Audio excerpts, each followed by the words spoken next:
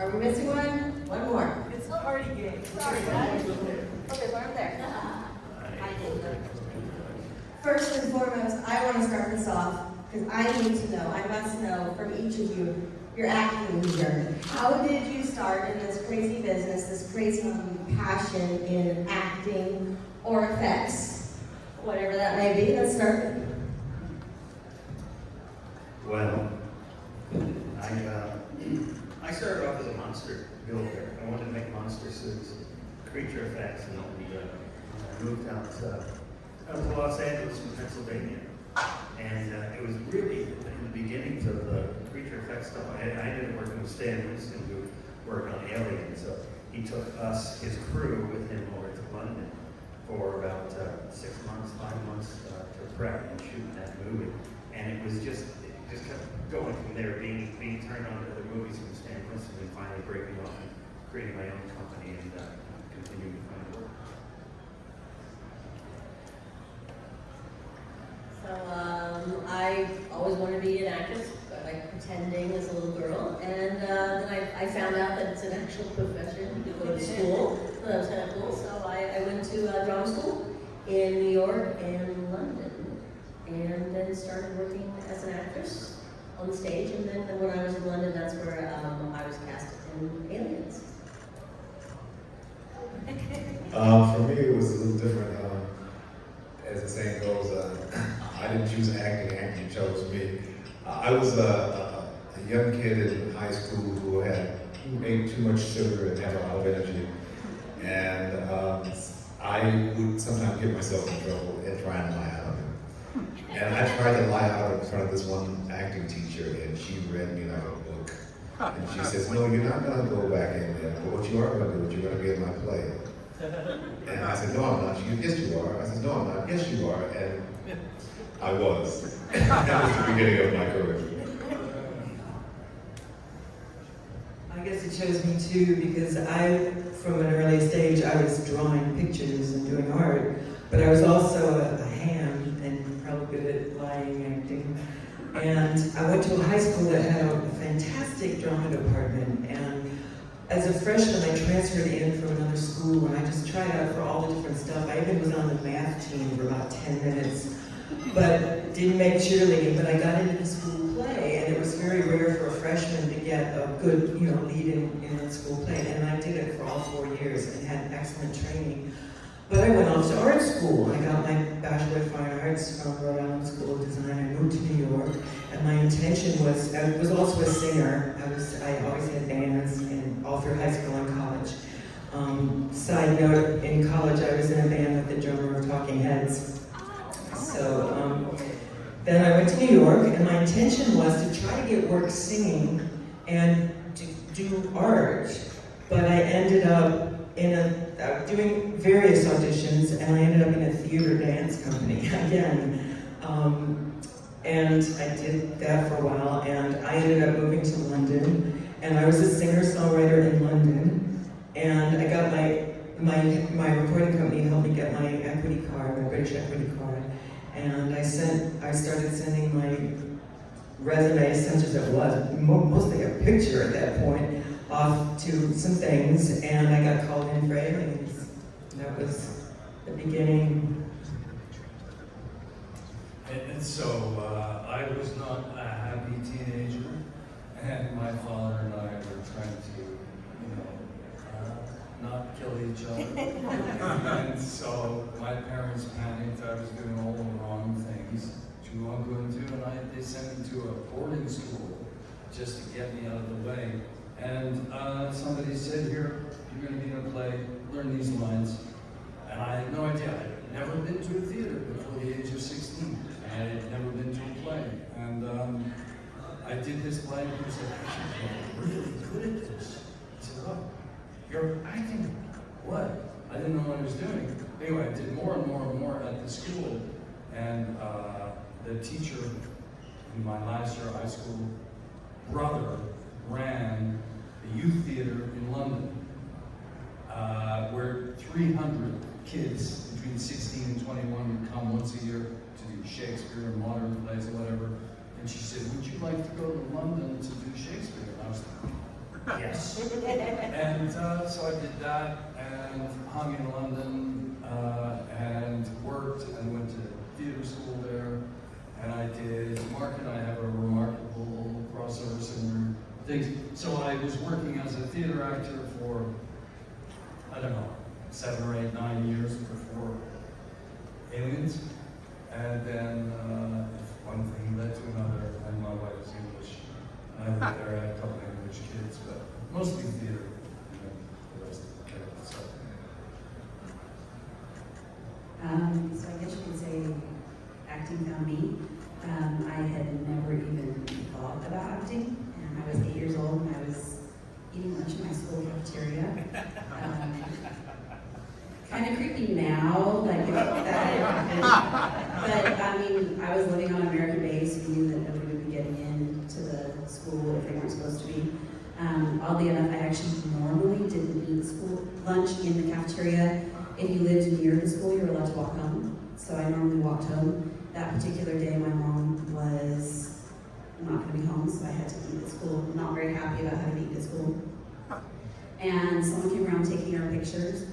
Thought absolutely nothing of it. I didn't even say anything about it when I got home.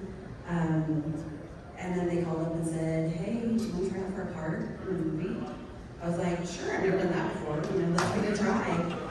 So it all just kind of rolled from there. But previous to that, I was going to be a teacher, so that's now what I do. Good. Yeah, so I really became an actor or became interested in it out of not my choice, but my dad was a single parent. He told each of his kids, "Hey, on the weekends I can pay the bills and clean the house, so you have to do something on Saturday all day."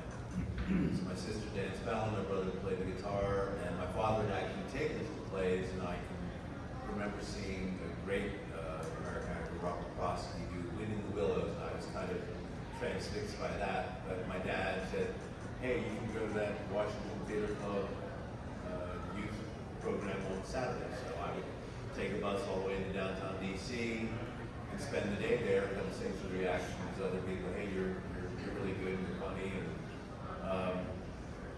then I got to the point where I had to lie about what I was doing because I ended up dancing ballet as well.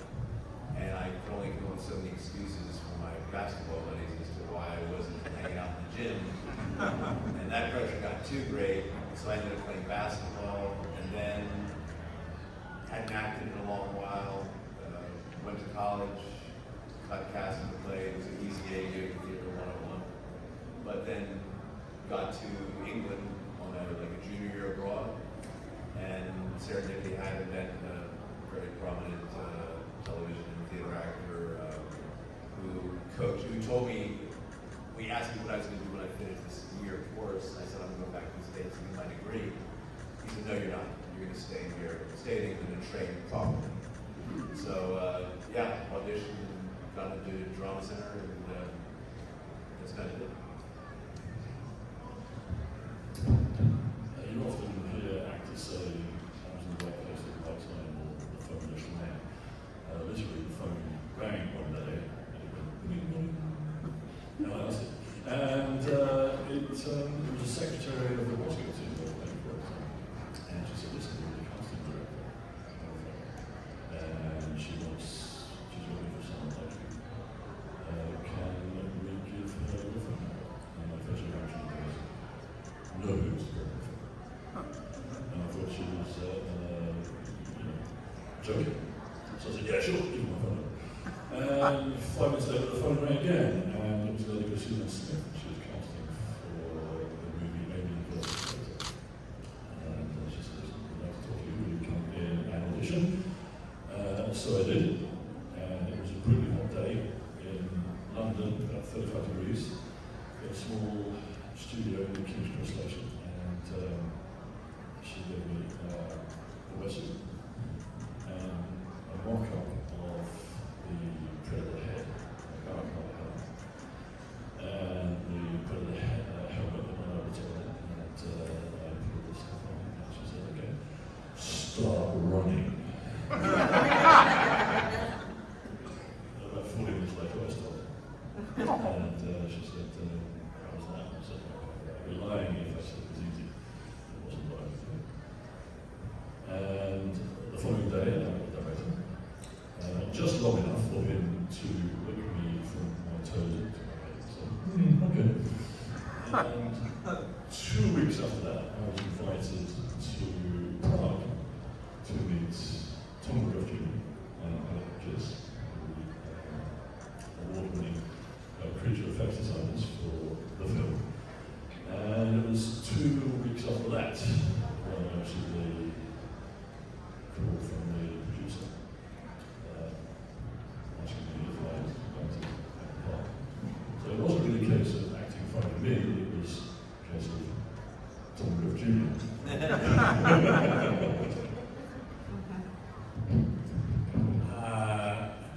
My little story is not that interesting, I suppose, except for the fact that I came from a performing family. My mother's an opera singer, my father was a conductor and violinist.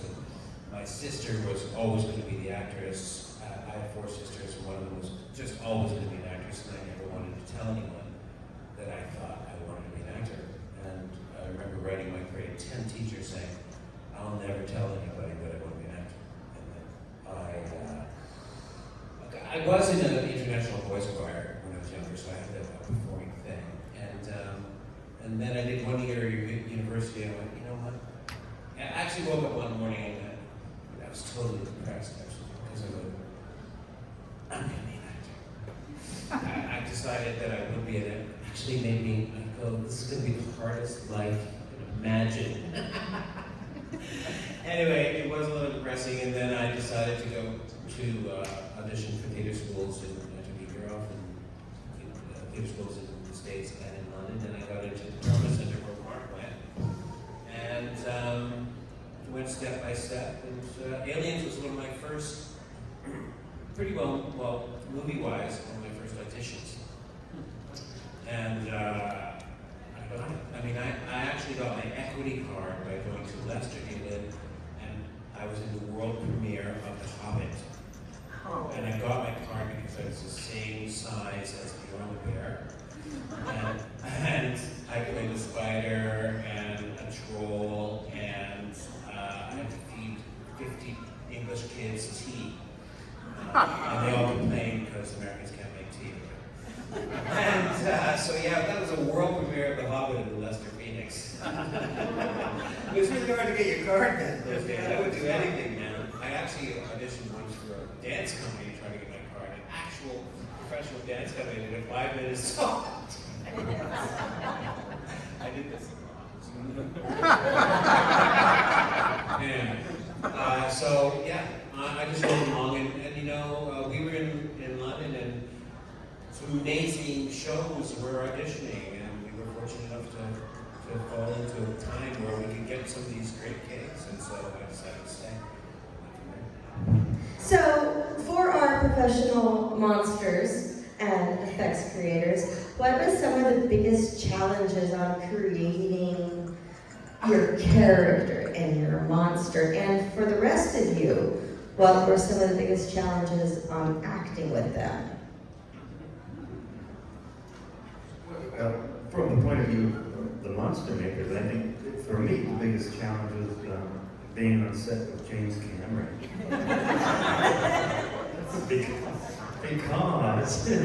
Because he was very specific. He's a rare guy. He knows exactly what he wants, and he knows exactly what parts you don't understand or what he wants. And I remember where the worst case was the first time we had the aliens on set, and it was a scene. There were a lot of fire throwers throwing going on, and the alien is supposed to be hidden up in the wall and crawls out and reveals himself. And we did a run through real quick, and Cameron stopped the whole thing, and he said, "Why is this alien brown? And the rest of the wall is black." And the answer that I knew in my head was, I didn't check it out.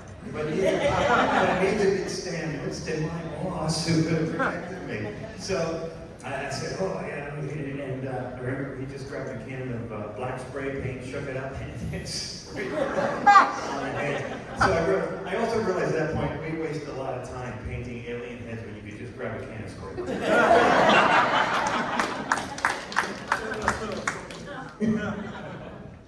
It's well documented. monsters is hot and uncomfortable and difficult work.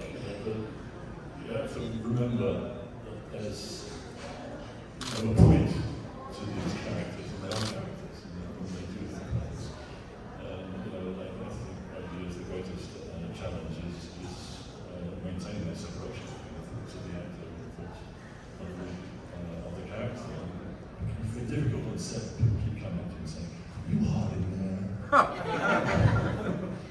This is all of the actor, not all of the character. You have to continuously remind people that actually this is something trying to work. And for the rest of you, what were some of the challenges of working opposite our monsters? I found it challenging that between, like on the lunch and tea break, you know, would have your head off and it'd be like around here and you'd be like eating like a little buddy, a sausage buddy, and I was just like, oh, I don't want to look at that. I want to really pretend that it's a monster. I think for me, one of the challenging things was actually being scared of it because, you would look at it and think I would be scared as a kid, but they were, like, everyone who's in the suits at some point, like, would be joking around, or I would see them outside of the suit completely, or their head would be off, so trying to act like I was scared of it, when in reality I knew it was my friend. So oddly enough, I was scared of dogs, and I shouldn't say was, because I'm kind of scared of dogs, because I've been bitten by many, so I used to just kind of pretend that it was a dog chasing after me, and yeah. My most memorable thing about the monsters, one of the things was that they would,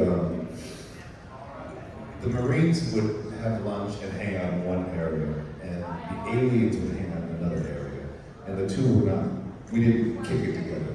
They were the enemy, and we stayed over here. But I remember walking by one day, and one of the aliens, he had his head under his arm, and he was smoking a cigarette. And this was before iPhones.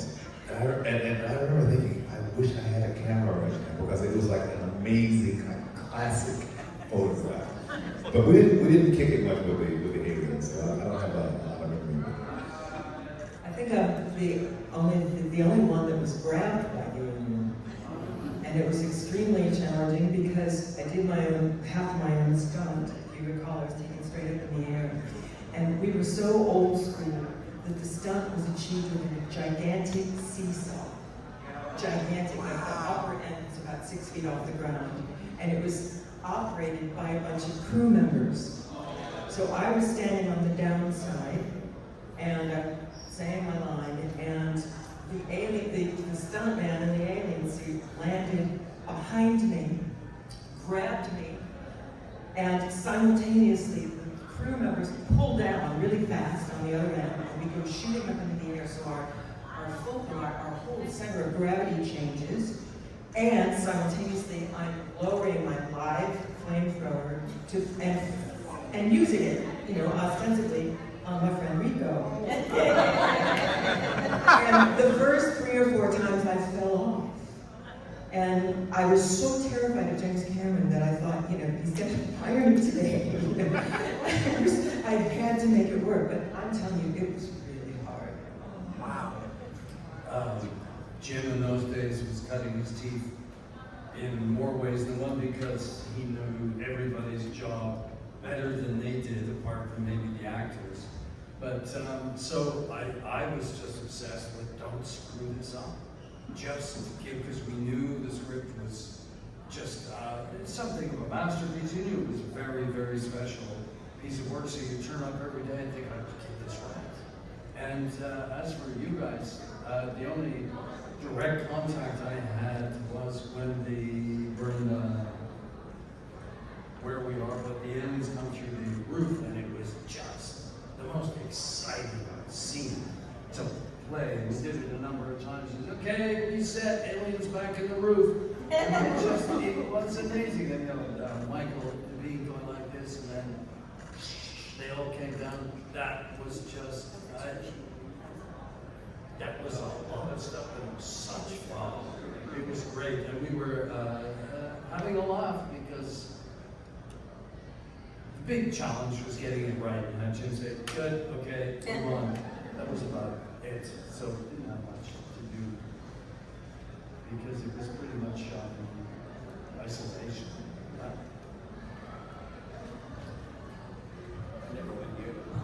Yeah, all I remember was we were just obliterating with a gun, which was fun. But the thing I remember was about creature creation was I actually went back to set to watch the entrance of the Queen alien at the end of the film, which was, it's seared in my memory because she was like a 2-story puppet, which was controlled by guys of your crew who had like bars, and just like simple pulleys with wires, and one set of pulleys would do one arm, the other, there was probably a pulley on the head. The coolest thing was that the smallest member of Tom's crew was the guy who gets stationed in the head, and his sole job, besides being dressed in black and trying to hide, was to push the Queen alien goo out through the head. And I actually think Cameron at one moment had like, it's too much goo! Wrong tooth. But, I just giggled my ass over that one, but it was such an impressive shot. You look at the film, you believe this is a living monster. I mean, but on stage you see that it's just a puppet. It's such masterful filmmaking. So yeah. The other one I want to just mention, which I was just watching him shoot when Hicks, just after your death, and the alien comes like that, and Michael unloads his shotgun into your face. Watching them decide how to shoot that and doing the mechanics slowly, and then doing it fast was fascinating. Because I was on camera, but it was camera. I was always amazed at how theatrical the event was. Like these days, there'd be much green screen and much more CGI and all the rest of it.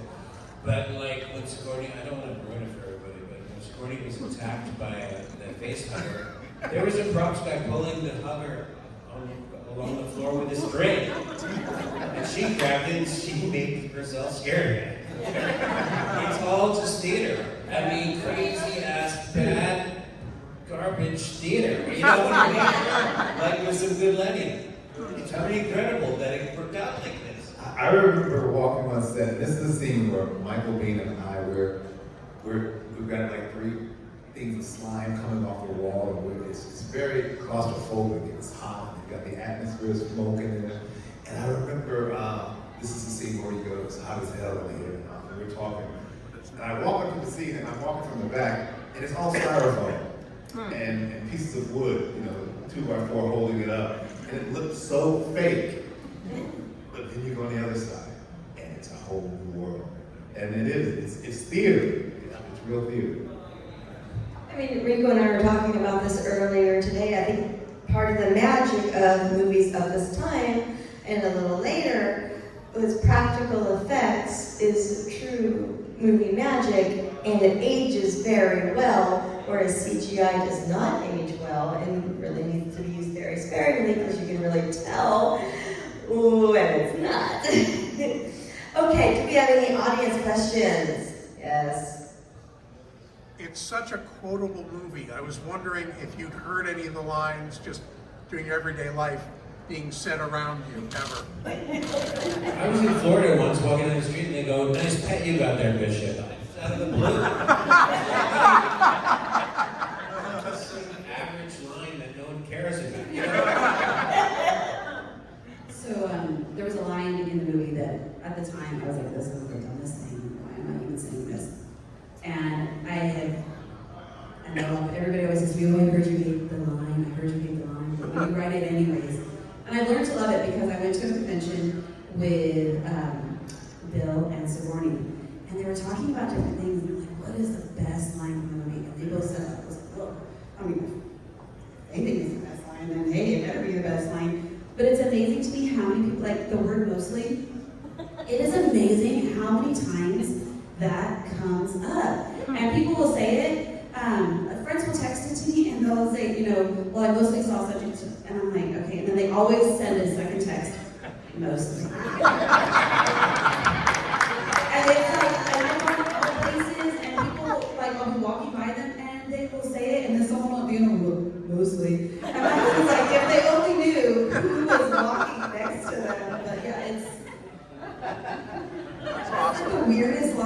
but it's, yeah. It sticks.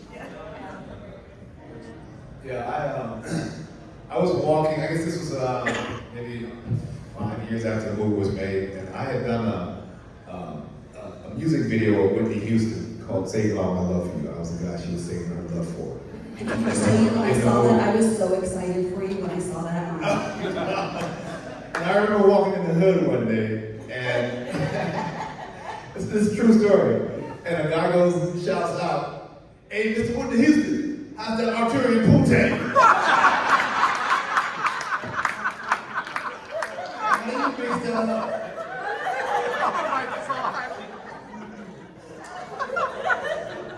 I can't beat that. But I had an next door neighbor in London. We were all living in London. And he would come home from the pub every night, 3 sheets to the wind. And if I happened to be entering the house at the same time, he would, "Oi, say your line again. Say your line." And I, "Borderline malnutrition, but I don't think there's any permanent damage."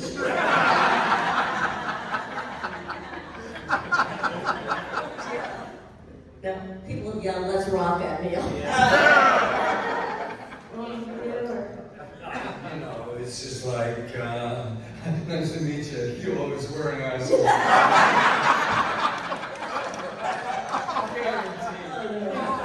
In swimming pools.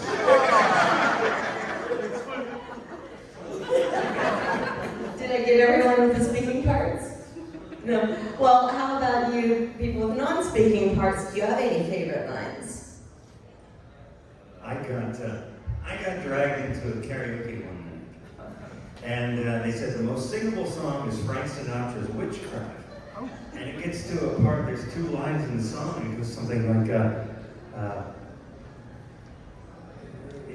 something that rhymed at the end of the line, and the next line was I sang was "Get away from her, you bitch." It's such an ancient pitch. Get away from her, you bitch. It's a little bar. Nobody's watching or even carrying on. Nothing from anything. I just had a new kitchen, and we had an old, enormous fridge freezer that we had to get rid of. It was taking up space in the way. So we gave it away. So we advertised it on Facebook Marketplace. And of course, we were giving it away for free, so there were thousands of inquiries, people sending us messages saying, "No, take it, don't take it, look at me." So we eventually gave it away to the first person that wanted the van.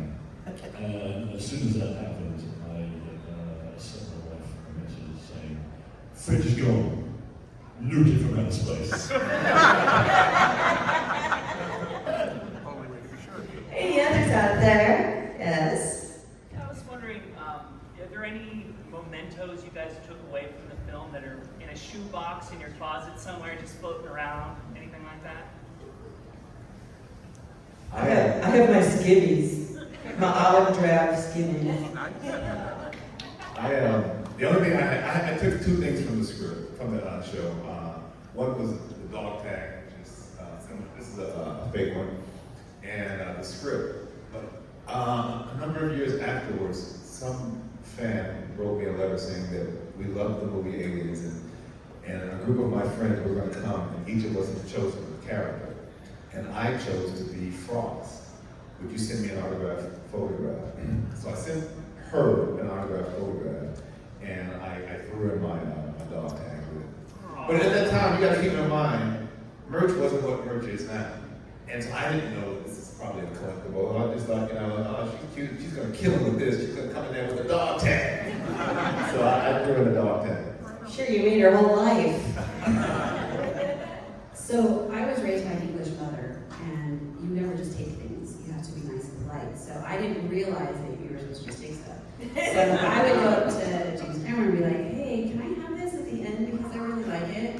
And he was like, "No, you can't take those things."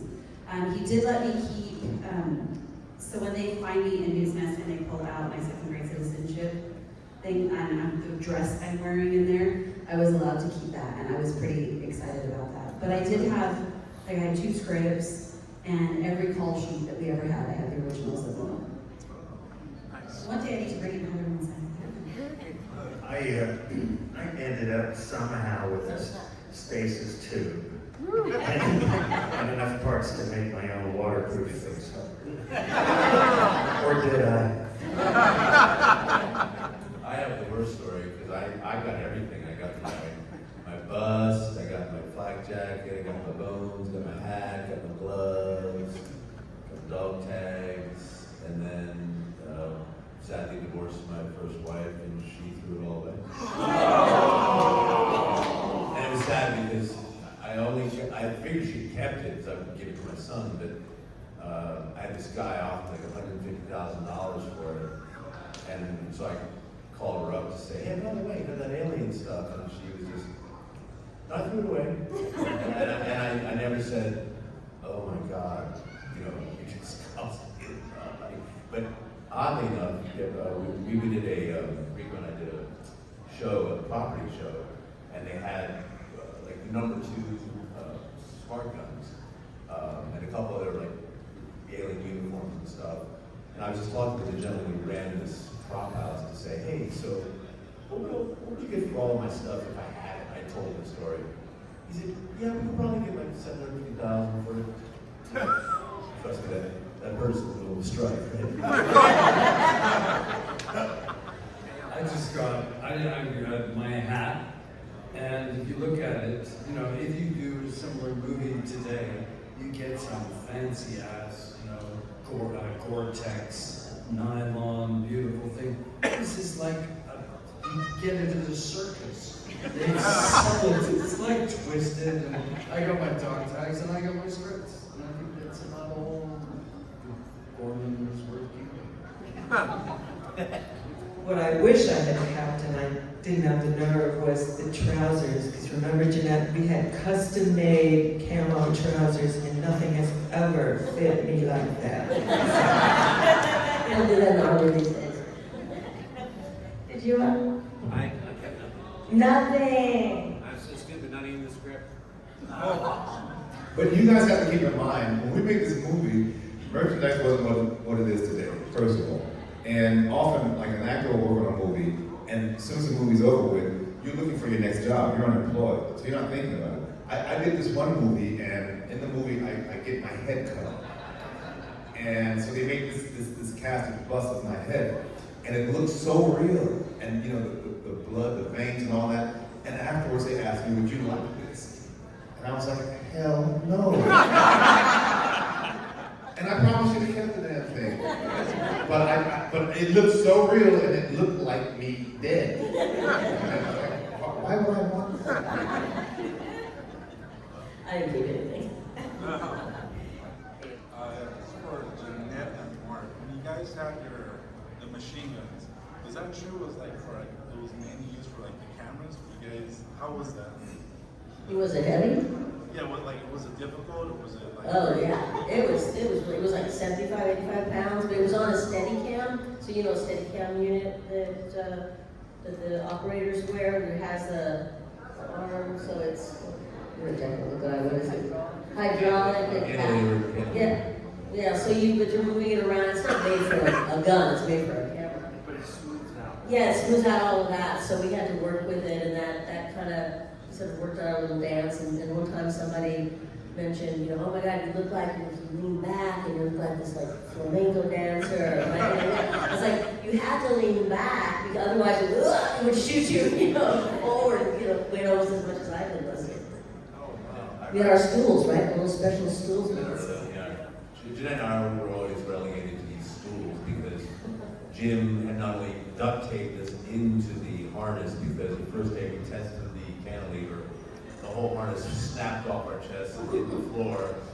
Everyone looked at it dumbfounded until Jim went, duct tape. That's the answer to almost everything. Our life was duct tape, harness every fucking day. And then we would sit on the chairs while It had like a little hole there and kind of put them there. Yeah. Everybody else is like, having a good time, listening to Paul Reiser's jokes. And Jeanette and I just got to know each other very well. I was like, how you doing? Back hurt? Yep, one person. It's such a James Cameron thing, right? these big deadly weapons, and he works them into this really nice kind of ballet move. And I distinctly remember the day that we first got them. Jeanette and I went through this whole thing of like, okay, how are you doing your position? Because like you gotta lean way back, and then we just started playing with different moves, and it actually turned out pretty cool. It was a bit of like real samurai warriors, you know. I remember that day. I remember you guys both working on it, trying to synchronize and stuff. Like, it was cool. But I did read somewhere also that concept had never been put together before, a Steadicam and a gun, and that it was so unique that James had gotten a patent for it and then sold it to the military. Also, there were women Steadicam operators in those days, and we had, each operator had their own, and they figured the actors would be at least 5'7" or something, so they got the smallest one they could get, and I'm, not quite even 5'2", and it was I couldn't move, so Terry English was an armorer. He cut it down. I'm not supposed to say that, but he actually went into it and soldered off apart so it wouldn't like hit my knees. Now actually I know a female Steadicam operator, and she wears her bandana. She's a Latina. She's really cool. She's fantastic. I saw one right over here somewhere, yes. So, as characters, were you okay with the way you died, or the way... Hell no!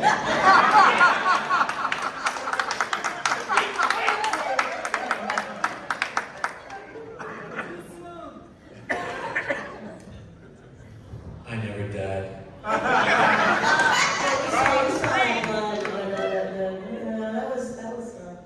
That was fun. You go first. Well, I went back to save this asshole, so my God. It could have been the You would sequel. have ended up in a cocoon. Right, that's true. I will say this. James had seen me very early on in the casting process, and he had I think I had all the guys read for the two leads, Hicks and Hudson. But then when it came time to cast, he said, "I want you to be in a movie," but he says, "I don't," but not for Hicks or Hudson. And those are the parts that I had gotten attached to. So I really wanted that. And then he said, "Well, what I'm going to do is I'm going to rewrite the script, and I'm going to write you a nice character." And I had read the script, and I know this guy could write, so I thought, fine. And at the time, I had a choice I had to make a choice because I had been offered Full Metal Jacket and Aliens at the same time, but they overlapped, so I had to choose. But when he told me he's going to rewrite it, he's going to write me a nice character, I told Full Metal Jacket, "Thank you, but no thank you." So I get the final script, and I read it, and hell yeah, I'm the first one to go. I mean, side note, there was an article that came out a few years ago that was talking about black actors that were the first to go in movies, and my character was mentioned. Yeah, exactly. So anyway, I read the script, and I get on set, and I say, "James, man, I'm the first to go." I said, "Come on, man, this is so stereotyping." He goes, "Ricco, this is the first project for a female action lead. This is Sigourney's movie. You're 6'3" and 200 pounds. We gotta get rid of you. Not only you, we gotta get rid of everybody." And I went fair comment, and so that's how it turned out. Can I just say though, at 9 years old, it was devastating because everyone kept dying. Like all my friends kept dying, and they kept leaving. And Sigourney and I kind of had a joke towards the end. We felt like we were the orphans that nobody wanted. Like everyone was being going off, and we were just like, we're still here. Here we are. This question is for Jeanette and Mark. I just wanted to know what your weapons training was, aside from everybody else, and you guys have the base like this. How long did that take?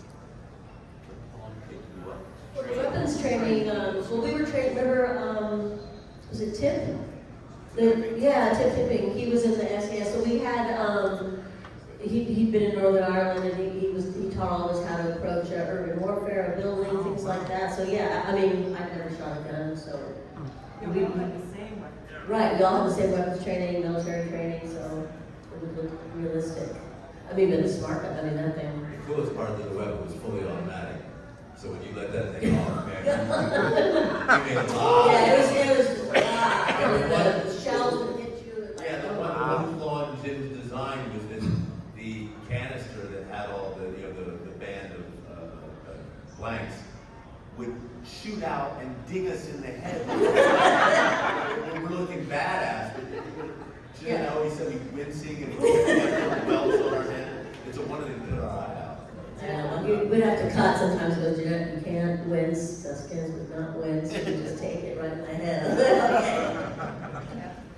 There's this one scene where the beeper's going off and we're searching. You remember the scene, and then something shoots across and Mark lets his baby rock. And the thing about these fake things is that there's more gunpowder in them because they want you to be able to see it on the camera. So when they go, they kick. And I remember when the first time we did it and it went off, it was so loud and you could feel the pressure from it. I felt like screaming like a bitch, man. It was scary. It was scary. Screaming like a what?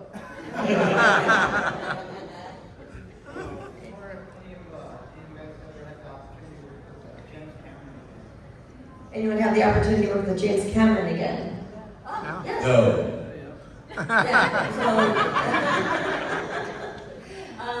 So this was my first movie. I'd done theater. It's the first time I'd ever auditioned, in front of a camera, something like that. So so then when I went back to the States, we had kept in touch, and he had also, he had been working with Catherine Bigelow, so I'd seen him, and that's how she found me, and all of that. And then he would always kind of ask me like, oh, hey, how's it going in LA? What are you reading for? And then that time I had a kid, and I said, oh, I'm reading for soldiers, and and they think then I walk into the room and they go, you're not 6 feet, you're not Mexican. I'm like, yeah, well, it's a movie that, But so he was like, you're such a good mother. You never get to play moms or anything. I said, I know. And then so then he called me and said, I got a part for you, and it's a mother. I was like, she's not the nicest mother. And then it was great. Then I did Titanic, but I mean, I auditioned for Avatar, but he, it hasn't called me since then. But it's great to work with somebody you've worked with before, work with the same people. So yeah, Jeanette, you worked with 3 times, right? Yeah. Terminator, Aliens, and Titanic. Right. Yeah, just those 3. James is good about using actors that he likes and calling them back in. In case you're recording this, James is good at using actors he likes. No, but he did call me back in for the first Avatar, and it was the weirdest auditions I've ever had in my life. Screen test, I should say, because he gave me the script, not the whole script, just the scene that I was supposed to do. And this is the way I remember it. It may not be the way it happened, but this is the way I remember it, okay? I get the script, I learn the lines, and I am the chief of a village. And I get there, and he says, okay, Ricco, this character, he doesn't speak English. And he doesn't speak any language, any earthly language. Now, I lived in Europe for 13 years, so I can speak a little bit of French, Italian, German, Spanish. He says, if you can speak any other language, don't use them, because it's an unearthly language. Okay, action. That's the way I remember it. And so there I am. Now, I have a master's degree from UCLA. And I am there doing this screen test, doing pure gibberish, trying to make it make sense. So needless to say, I never got a job. But I have had the pleasure of working with Mark on another movie, Bill Paxton on another movie, and Michael Biehn on another movie. My first movie ever was with Billy Paxton and Michael Biehn, playing soldiers, Lords of Discipline. We had a lot of fun on that. And it was just like old home week when they both turned up on set. It was just very strange that these guys had just finished with, not so long ago, here we were, all of them. But Jim asked me, in LA, I was in LA for a bit after the movie opened. He said, we're going diving in the Bahamas. Do you want to come? And I said no for quite a few reasons. And of course, he was going to recce for the abyss. And to this day, these are these little moments and decisions that you think, why didn't you? But that's the way it goes. The cookie crumbles. But Ed Harris almost got it. Yeah. He refused to do publicity for it because of the Kate Winslet on Titanic on the ground. She's back in Avatar doing deep diving with I did completely dry in Titanic. All right, I have one more wrap-up question before we let you go. If we did not get to any of your questions, you can visit them at their table, of course. I'm sure they would be happy to answer.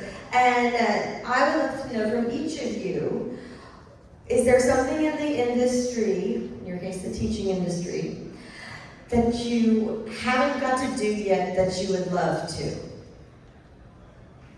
Retired.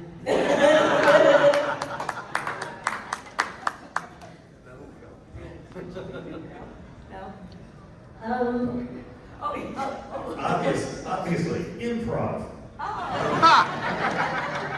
Nice. I would say I never got to do much comedy. I did Fear and Loathing in Las Vegas, which was a comedy, at least my scene was.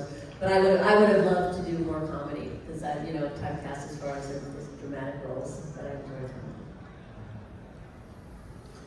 I would say, I always wanted to play God, for some reason. But now that Morgan's done it, I guess that's all right. I did play God in college. So, but I would like to play Jesus Christ in Jesus Christ Superstar. I sing, yeah. I don't know what to say about this because I actually left the business and went back to visual art. So Is there something in I visual like to arts? show in the Whitney Biennial. This, I gotta say, is my mantra. People say, what do you like best, theater or movies or TV? And it's good writing. As soon as you find good writing, it all becomes really possible to make some magic. Some proper magic, and when you get a good script, the thoroughness and the complete vision of something like somebody was saying, so what's the favorite film you've ever done in your career? Because I've done quite a lot of movies. And it's just no comparison that the number and rarity of scripts that come along with the complexity and completeness of Aliens is virtually non-existent. If you're Tom Cruise or, Hanks, you get all the cream and the crop, but how many times do you go back and see a movie 36 years later with your kids, grandkids, and whatever else? It doesn't happen. And so it's good writing. Whenever I get a chance to get on good writing, you get excited, your heart starts to go. I guess that's a good segue into talking about the strike. Yeah. Yep, absolutely, WGA and SAG-AFTRA. So, of course, and so that's, anyway, I hope you'll understand why we're on strike, and because that's writing and the acting and the people, who the creators, want a fair share. You're here.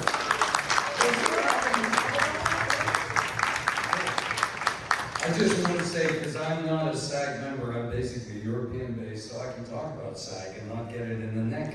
But that this is a pivotal time, not just for our industry, for our planet. And, AI is one end of the stick, streaming is another. Technology is developing to such an uncanny, unprecedented situation when an industry as complex as the entertainment, the movie industry, TV industry meets technology of such sophistication. It's an entirely new blank canvas, and that this strike, I have a feeling, is going to go on because it's complicated, and it's so important that we get it right now, and SAG is standing up and taking all the heat for all the other industries and unions. I'm a member of British unions, and haven't joined SAG for a whole number of reasons, but it's incredibly important for unions all over the world. So support the strike as far as you can, because it's about so many other things we can't talk about all here because it's too complicated.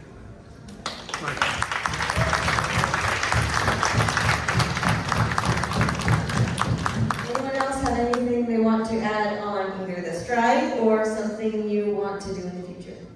I always wish, the one regret, I wish I played Hamlet. But, but yeah, as for everything else with the business of the day, there is some, the technology is not all bad, there's some fascinating technology. And it's going to advance at a pace that, you know, you're not going to stop it. So it's best that we take this moment now to get some sort of footing, reference point to be able to deal with it and to thrive. And let's all have livelihoods and, you know, and I know we kind of spoiled people to have the lives that we do, but, you know, you look at all the time and effort that we all put into our respective careers. I mean, it's the same degree of commitment that everyone else has who gets up every day and goes to work. I mean, it's a continual journey. So let's hope. My father was a computer programmer for IBM, and when I told him when I was 18 that I wanted to be an actor, he said, well, you know, IBM already has a computer that has a 2,000 word vocabulary. And I said, yeah, Dad, but machines will never have the nuance of human emotion. Well, my dear father, I think you're right. Computers will create a living, breathing. That's the plot Terminator. Gentlemen, anything to add? You know, there's so much scope for creativity in the industry. You know what you're capable of until someone says, how do you want to train this? You know, I can read a whole list of things. Shakespeare. Walls.